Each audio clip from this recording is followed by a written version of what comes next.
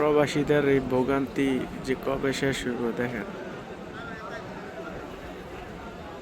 তাদের ডিউটি হচ্ছে সকাল 8টা সাড়ে 8টায়, তারা আসছে 9টা সাড়ে 9টা বাজে, এখন আসছে মাত্র। তারপরে তাদের সব যন্ত্রপাতি কম্পিউটার সেট আপ করবে, কাজ শুরু করবে। এই যে প্রবাসী মানুষগুলা রাত্রের 12টা থেকে বাজে আইসা বৈশা রয়েছে। এই যে ভদ্রলোক দেখতেছেন, ওরা 12টা বাজে আইসা বৈশা রয়েছে।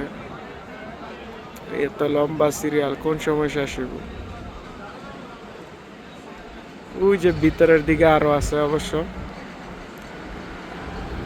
আরো কিছু লোক আছে, ওই যে ওরা ঘুমাইতেছে, ক্লান্ত হয়ে গেছে। সারা রাত ডিউটি করে আইসা রাত্রের বেলা আসছে পাসপোর্ট রিনিউ করার সিরিয়াল লাগাইতে। আসলে এম্বাসির যারা কাজ করে তাদের এই অবহেলার প্রতিফলন হচ্ছে এইগুলো।